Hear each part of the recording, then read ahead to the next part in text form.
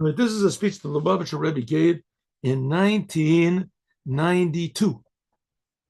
And then this, here we'll see. This, of course, is talking about Yud Shvat. Yud Shvat was the day that the previous Lubavitcher Rebbe, Rabbi Yosef Yitzchak, he passed away in 1950. And of course, tzaddikim never really die. The fact is, Jews never really die. That's the idea of the raising of the dead. But he passed away in 1950, and in 1951, 1 year after, on the same date, our Rebbe, the Lubavitcher Rebbe, he took over the leadership. Here we go. See a picture of Rebbe? He took over the leadership. And because we're saying that the whole world depends on Mashiach, and that the two Rebbes, all the Rebbes of Chabad, are Mashiach of their generation, so therefore it's a very, very special day. Okay. So in that year when the Rebbe spoke, Yud Shvat, this day of Yud Shvat, it fell on Wednesday. By us, this year, it falls on Shabbos. But things that happen good are eternal. So just because it happened 33 years ago, and the Rebbe is going to learn all these special things about what happens when Yud Shvat falls on Wednesday, how special it is, it doesn't mean that it didn't happen, we missed it. No, it means that it did happen, but it just didn't reveal itself. So it's still there now. So let's look and have a look. This is also based on the principle we talked about so many times, that the message of Hasidut is that the message of Judaism is this world, how important this physical world is to God. Infinitely more important than going to heaven, all the spiritual worlds. The spiritual worlds in heaven are there so that we'll appreciate this world even more. If you think that this world is all there is, then you have a very small view of what the world is. And of course, then the world is meaningless. Everything is meaningless. But if you look at the upper worlds and all the secrets and all this, then you start to realize how not important this world is if you look only at this world. If you see the whole big picture and you realize that God created all these upper worlds and all these spiritual levels and all these mystical, tremendously occult is not the right word, mystical and hidden levels and spiritual levels, it's all created just for us. And not just for us, it's for me and you right now, every moment, brand new. Huh? Every single second is infinitely important to God. And that's what Mashiach is supposed to bring out. So the whole idea of Mashiach coming is like Moses taking the Jews out of Egypt, but it's even more. That was a big general thing that Moses took the Jews. Here, Mashiach is going to take every individual Jew and every individual human being out of their selfishness. There won't be any more religions or anything like that. No more, Pope and stuff like that. People just realize how important they are individually to their Creator, to God. Okay. Says the Rebbe, in this year, the 10th day of Shvat, the Yom HaHilula, the day of the passing away of the previous Lubavitcher Rebbe, was on Friday. And so, like many years, it's that way. Okay, let me just draw down another picture here of the previous Lubavitcher Rebbe, just so that we have over here. Here we had this. Here, it's a picture. Here we had this picture with this actually we had last time. Maybe we'll get a better picture. Here, let's see. Picture of the previous Rebbe. Nothing like a picture. Here we go. We have a picture. No picture? Come on. Come on. Not right. Not nice. There must be a picture here. One second. Okay. Okay. I don't know why they don't have a picture. Doesn't make any sense to me. So we'll just stick with this picture. Here we go. Here is a picture of the previous Lubavitcher Rebbe. What type of a thing is this? Why don't they have pictures of the other days? It was very no. Come on, let's. All right. Anyway, here's the picture. Let's stay with this picture here. Why is it they don't want this picture? Yeah. See, good things come with difficulty. There we go. You'll think that anyway, this is a picture of the previous Rebbe. Here is a picture. We had a nice one before. All right, back to the. Right. First of all, what is the special thing about Wednesday? Wednesday on its own. Now, everything in the world is special to God, but everything in the world also has its message, is unique. We can see the godliness, the unique, different godliness in everything. Here was an example. Wednesday. What's so special about Wednesday? Yom. Well, Wednesday is the fourth day of creation, Yom Revi'i. And the fourth day of creation, it tells us that that's the day when God put the sun and the moon in the sky. Shtein Moros Agdolim, the two big luminaries. But and also, I heard a good thing, by the way, a couple of days ago. Those people say that the earth is the center of creation, right? The earth is the center of the world. That was the Talmud. That was Talmud's thing. The earth is in the center. That's what the Torah says. The Torah says that everything revolves around the earth. That's what it says. So it says, come on, science explained it, that it's not so. You can do it. So the answer, no, it's just convenience. You can explain it this way, that way. But they gave an example. How can it be that the whole world goes around the earth? It says, look, just take an example. The whole world goes around the Jews. How many Jews are there in the world? 15 million Jews. All over the world, 8 billion people. What did the Jews do? What happened in Israel? Who the Jew threw a rock? He threw a rock at an Arab. This is the worst thing. People are slaughtering each other like chickens all over the world. Nobody cares, right? Slaughtering, killing each other in Sudan. They're killing each other. What do they care? They don't even care about their own people. These places. Massacring and killing and this. Who cares? A Jew threw a rock, a Jew shot back. Peace. That's the worst thing in the world. The whole world is up on their legs. We have to give back everything to the Hamas, because who are these people? The Hamas. They're fighting against the Jews. Somebody fights against the Jews must be important. Yeah, I got a good point. So if the whole entire world, 8 billion people, can be revolving around the Jews, so it's not that hard to extrapolate and say that maybe the whole solar system goes around the earth. We see it's happening. Okay, so the fourth day of creation, that's the day when God he put the sun and the moon in. Now, day and night existed before God. Has that existed? This is the fourth day. How do you know when it's the fourth day? It says there was no sun and moon. Day and night, these are spiritual principles that God created when he created the world. This is connected to the 22 letters of the Hebrew alphabet, because there's 12 of them. They're called the straight letters. And that corresponds to the 12 hours of the day, the 12 hours of the night, the 12 months of the year, the 12. In any case, time doesn't depend on the sun and the moon. The sun and the moon just is a sign to us when it's day and when it's night. Good. So God put up the moon and the sun. When did he put them up? On the fourth day. And there's already been 3 days of time. And then after that, God put the sun and the moon. And even more, and this is the main thing, the Shenikra, it's called Kami Shabbat. It's called the fourth day of the week is called before Shabbos. The first 3 days of the week, that's after the previous Shabbos. And the fourth day of the week, that's already preparing for the coming Shabbat. Because we begin the preparation for Shabbat, which comes afterwards. And this year,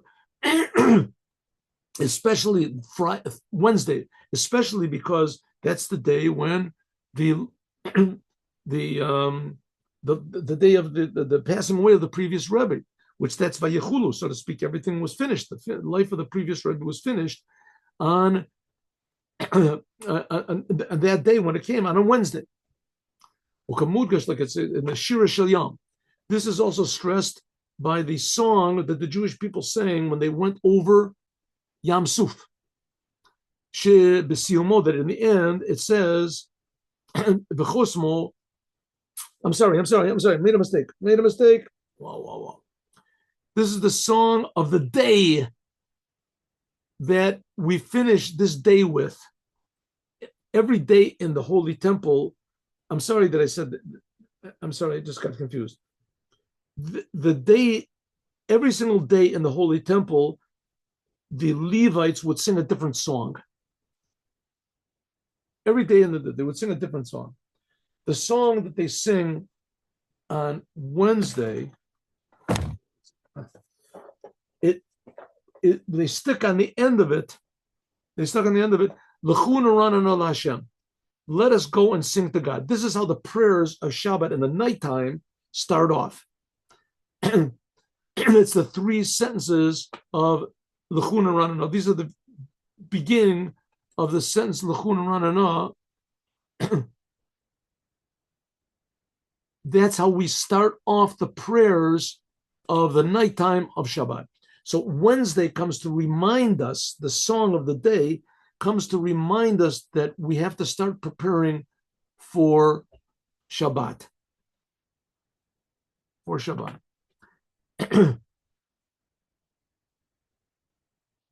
But Yom Tov even more, according to what's known, that the song, Shir, the song which is sung in the Holy Temple on Wednesday is especially relevant.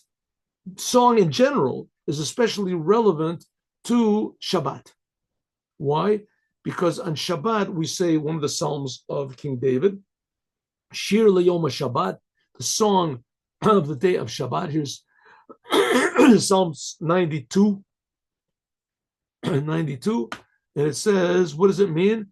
Shir L'Yom HaShabbat, Shir L'Yom HaShabbat, the song of, like it says in the Mishnah in Shabbat, it says, Kol Bali Shir Yotzim B'Shir.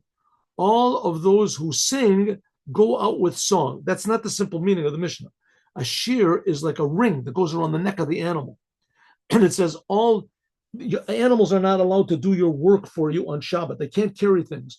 But if they're animals that always go out with this ring around their neck, then they can go out on Shabbat. Called Bali Shir, animals which always have this ring, they can go out with this ring around their neck. But the word shir also means to sing. So it says those people who sing, they go out with their song. What does it mean go out? You go out of yourselves when you sing a song to God. Shekol Aliyah Bandrega, going from one level to another, says the angels are all singing. Going from one level to another, one level to another, that's all by means of song. Therefore, all the elevation of all the worlds on Shabbat is by means of a song. What does it mean the worlds elevate on Shabbat? God creates the world in 7 days. 6 days are actual creation. The 7th day, it says God rests. What does it mean God rests?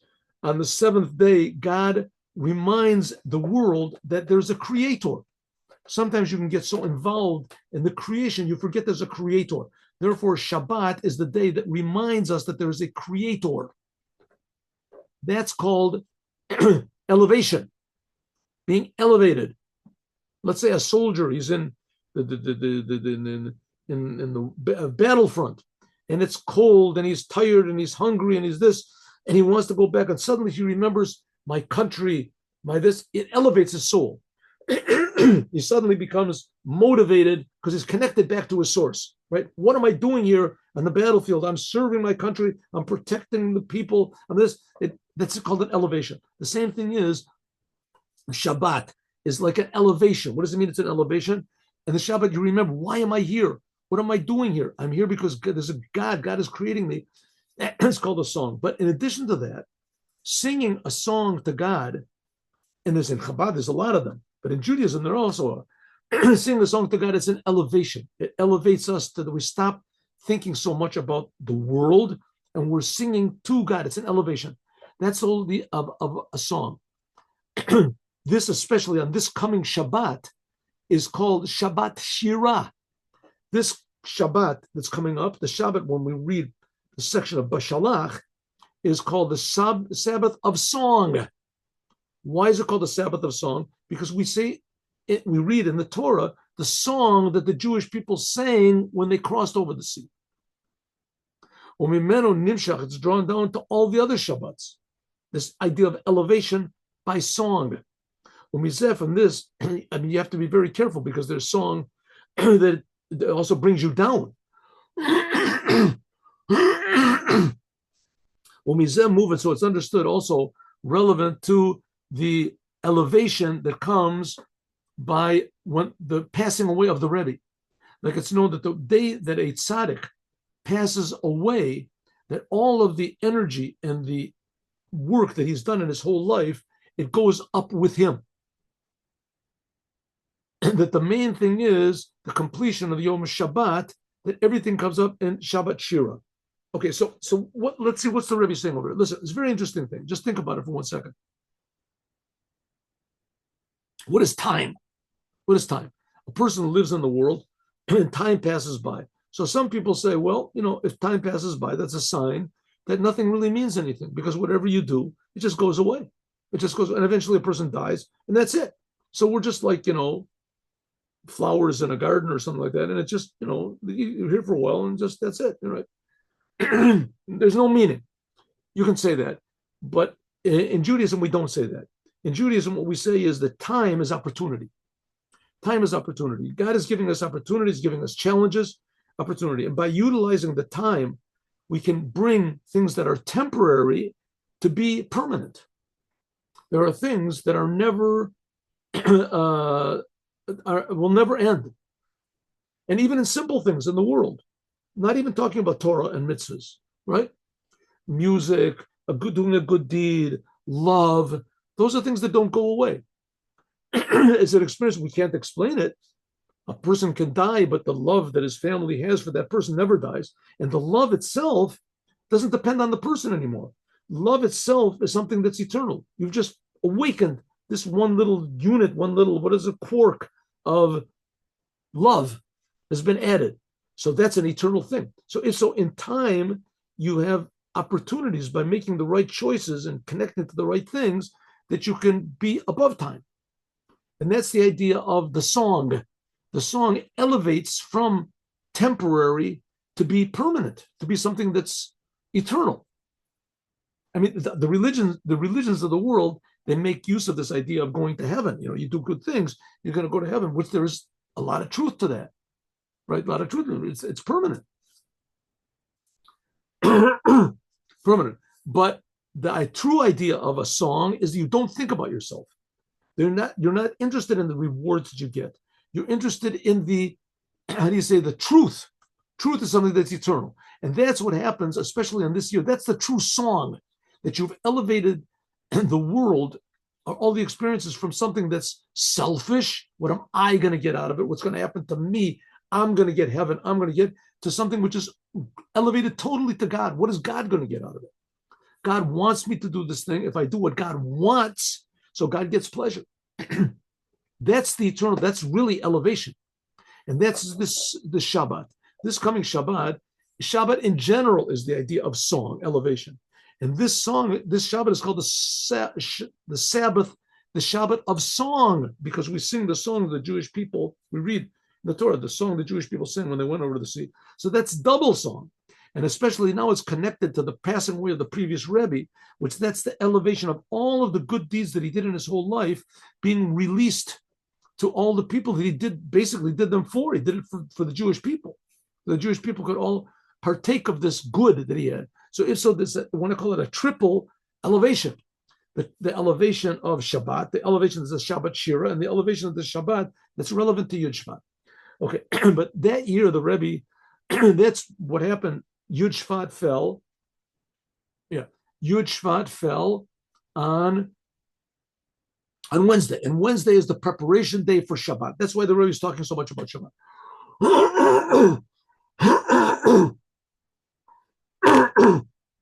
Also, another thing, that the 10th day of Shvat fell on Wednesday, Yom Revi, that the completion of the Hilula, of the passing away of the Rebbe, that was made on Shabbat, which comes afterwards, this comes completed by Tu B'Shvat.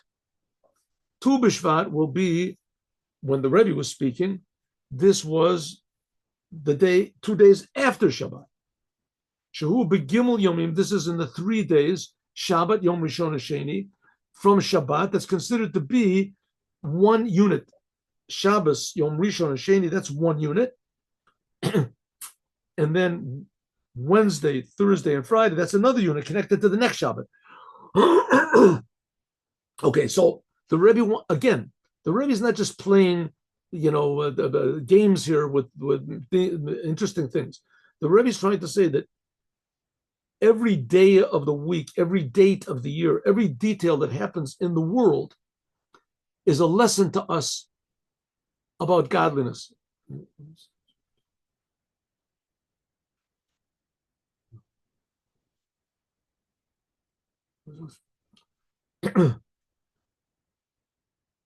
Okay, so there's the Tu B'Shvat. Tu B'Shvat is called the day, the Rosh Hashanah of trees, when God makes the decision for trees if they're going to. I just hear in the background, you people can hear it, but I live right near to the hospital, and they bring in helicopters. They bring the wounded soldiers over to the helicopter. So every time I hear a helicopter involved, so I say a Psalm 20, if you want to. Okay, so the Tu B'Shvat is that, first of all, it's the middle of the month when the moon is full, and also it's what's called the Rosh Hashanah. It's called the New Year's Day for trees. So that's also connected to this whole topic of what's going on. The Shabbat, preparation for Shabbat, that's the Wednesday before. That's the Wednesday before, and that's when Yud Shvat falls. And 2 days after Shabbat, which that's also connected to Shabbat, that's Tu B'Shvat, the day of the Rosh Hashanah of trees. Al Pi Yidu, according to No, it's known that the holidays of the year, even the rabbinical holidays like Tu B'Shvat and Purim and Pesach and Chanukah, and all of them, there's a connection to the Torah portion that it falls in. So let's explain all of this. The passing of the Rebbe, Tu B'Shvat, Shabbat itself, Tu B'Shalach, the splitting of the sea. This is the chapter in which the passing away of the Rebbe, previous Rebbe, appears. And also next week is going to be Yitro. Yitro is the Shabbat when Tu B'Shvat actually does fall. That's going to be also by us. Okay, so B'Shalach is the Torah portion that the Jews went across the sea. Yitro is when they received the Torah. Yitro will begin to read on Mincha of this coming Shabbat.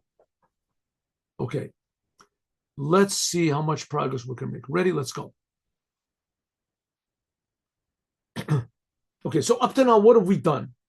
We've tied together Shabbat with this special Shabbat with the song, idea of a song, with the idea of elevation, with the idea of the elevation of the previous Rebbe and the whole entire world that the Rebbe was in on the 10th day of Shvat, which that falls on Wednesday. So it's all one big unit.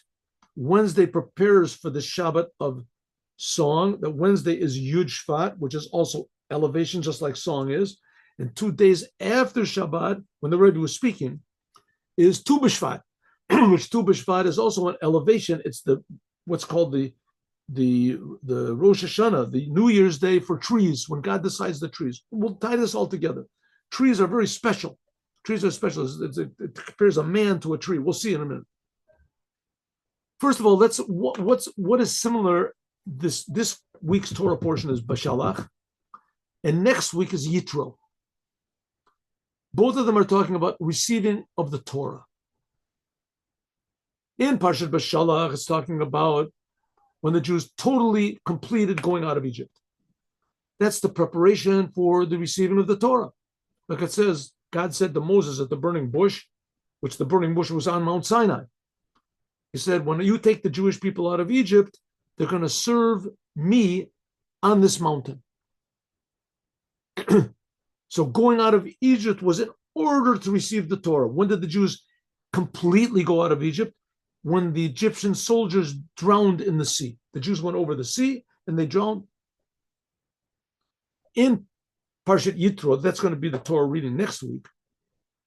In addition to the fact that it's talking about the giving of the Torah, Medubar, it also speaks, one second, it also speaks, B'tchila in the beginning, and that's why it's called Yitro, about this man whose name was Yitro. Yitro. And the Yitro realized that the God of the Jews is the only God, and that the Torah is the only truth. He realized it. And as a result of this, why did he realize that Jews were the God's people? Because he heard about the splitting of the sea, and he heard about the war with Amalek. That's going to be the end of this week's Torah. And Parshat Beshalach, Yitro said, "Now I know that God is greater than all of the other gods that the nations worship." That was a preparation for the giving of the Torah. Okay, so here's where the Jewish people are different from everybody else, right? Especially these two Torah portions. This is perhaps the most outstanding, stark proof, example of how Jews are totally different from everybody else. And Judaism is totally different from any other religion, philosophy, whatever you want to call it. What? God is involved in the world. God cares about the Jews. He picked the Jews. God split the sea. He split the sea just for the Jews. The Jews went over, the Egyptians drowned. God made a difference between one nation and another? Yes. And why did they go across? Here's the second big difference. The Jews got the Torah from God.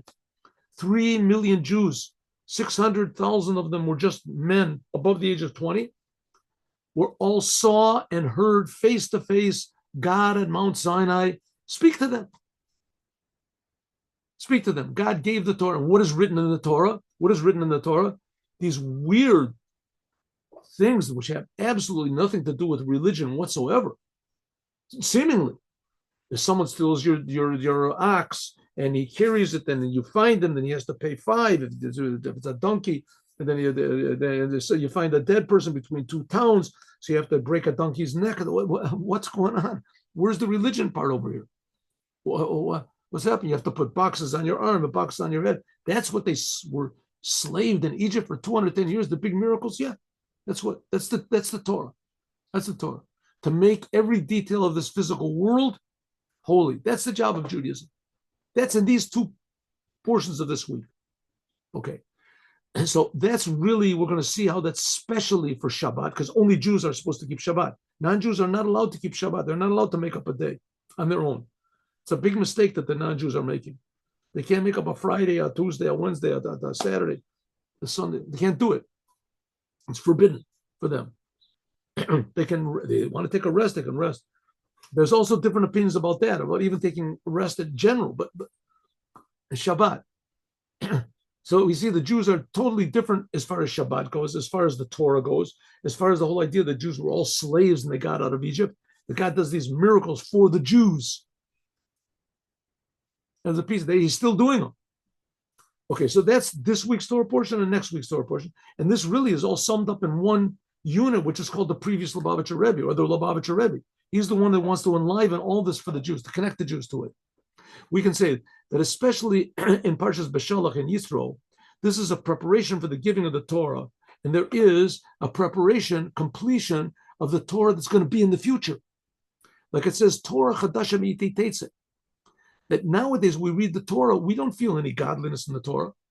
In the future, it says that we'll feel the godliness, the holiness, the miracle, and every single word, every letter of the Torah. That's what it means, a new Torah. The Torah will be exactly the same words, same letters. God gave it on Mount Sinai. But we don't feel the godliness in it. It says these 2 weeks especially is a preparation for that. And that's really where it comes in, me and you. That's what we're learning about this. That we should also start to feel this novelty of the Torah. We'll see. In Parshat Beshalach, first of all, there's the song on the sea. Then it ends up, it says, Mikdash Hashem konanei yadecha. The end of it is, that says that the holy temple, the third temple, God, you will make it yourself. And that's the opinion which is accepted by Chabad, most Kabbalists, that the third temple is going to be built by God himself. It's already waited. It's already built. It just is going to come down. And God will build, it says, Yodecha, your two hands. Ematai, when will God build with two hands? When God will rule forever and ever. It's in the song the Jews sang when they left after the sea. In the future, it says, that's going to be in the future. It says the whole kingship will be God's. That's one preparation for the future redemption. Preparation number two, the war of Amalek. That's in the end of this week's Torah portion. Besofa Torah. Shesiumu, that it ends up, Macha Emcha Zecher. God said, I will wipe out even the remembrance, the mention of Amalek. Why? Ki yad al case, because God said, I raised my hand and an oath on the throne of God that it will be a war for God against Amalek for every generation. Nishpa Kodesh Baruch Hu, God made an oath, She'ein Shemo, that his name will not be complete and his throne will not be complete until he wipes out the name of Amalek.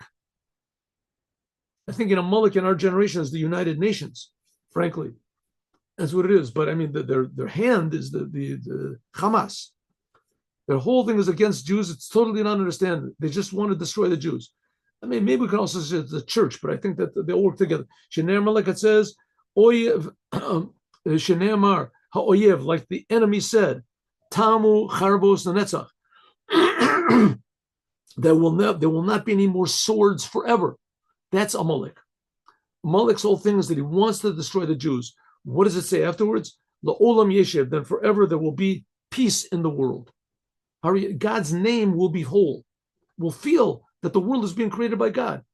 Konen mishpat yodo, it says your throne will be established forever. That's what it means, that God's throne will be permanent.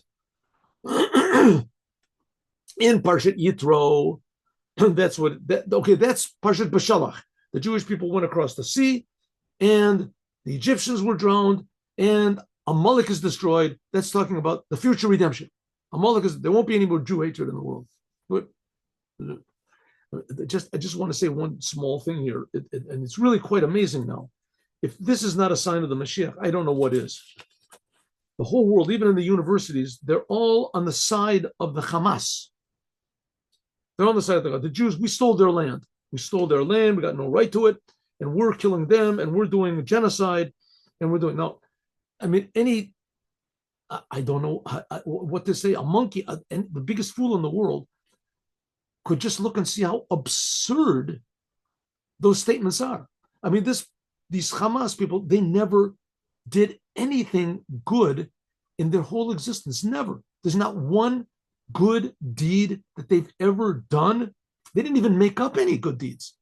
At least they can make up, no, we have fed the poor. They don't even care. They don't even make those things up, right? They only destroyed and they killed their own people, and they shoot. Just last week, they shot like 11 of their own people. Pure evil for the sake of evil. Pure evil. No, they have no right to the land of Israel. Land of Israel is holy. What are they going to do with the Holy Land? Like I say, it's like giving a piano to a donkey. What are they going to do with the land of Israel? What do they have to do with them? But the whole world is on their side. The United Nations is on their side.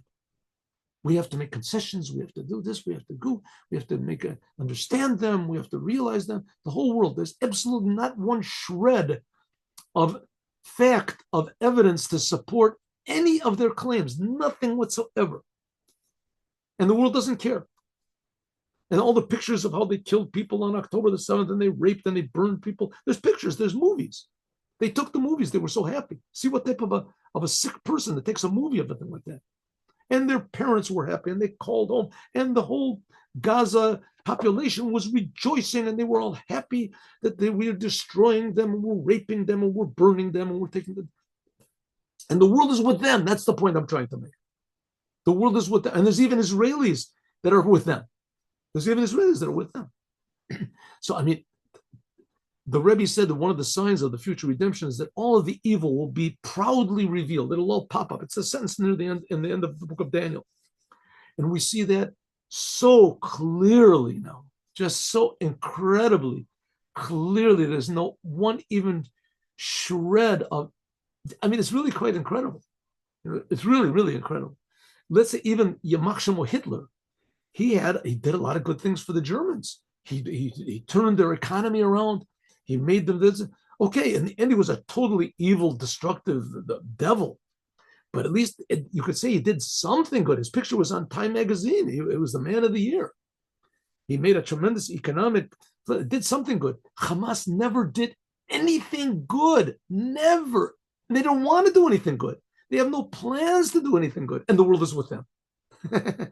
Huh? Isn't it amazing? I just think it's the most amazing thing in the world. And the amazing thing in the world, that's Amalek. Pure hatred of the Jews just because they're Jews. And you look for reasons afterwards. And the reason we stole the land from them, that's also not a reason. I don't understand. I'm saying the Nazis had better reasons. The Jews have all the money. No, maybe they do. It could be. Maybe they do. Yeah. I mean, we see that the Nazis stole all the money, but okay, maybe they do have all the money. Maybe they're trying to wreck German culture. Maybe it could be. What's the Hamas say? Eretz Israel, the land of Israel, belongs to them. How does that figure out? They have no. It's quite amazing. We're in incredibly amazing times. Amazing. I don't know how to say it. It's just so amazing. Do you know that they've shot over 25,000 missiles at us since October the 7th? 25,000. Not 2,500, not 250, not 25. Not two. Two would be enough to be too much. 25,000. You have any idea what that means? If they would throw 25,000 rocks at us, there would be more damage done. Miracles about miracles. And everybody says that we're the genocide. They have expressed desire to kill all the Jews. That's not genocide. Amazing. It's really great. And I'm sorry I'm going off on this thing, but it's just so blatantly, it's fantastic. It's amazing. I mean, if it wasn't so much pain involved, because boys are getting killed. We have the worst government in the world. Worst. No comparison. There's no government in the world, in the most backward country, that is worse than this self-destructive government. The government hates the people. Amazing. Israelis. And here we are. We've got electricity and we're giving classes and we're learning Torah. It's just the most amazing thing. Okay, in Parshas Yitro, that's talking about Yitro. Why was Yitro? That's when the Torah was given. It's called Yitro because there was added another section to the Torah. This hints at an addition to the Torah. Yeter. Yeter means an addition. What type of Torah is going to be added on? The addition is going to be in the future. When Moshiach comes, they'll be added on the godliness of the Torah. We'll feel it. When we do a commandment, we'll feel the godliness of the commandment. That's the idea of the Holy Temple. They'll be added on the Holy Temple. They'll be added on godliness and everything. That's what it says. A new Torah will come. And that's what it says in the same sentence. A new heavens and earth will come. Shemayim Chadashim, it says. In a way of seeing, we'll see.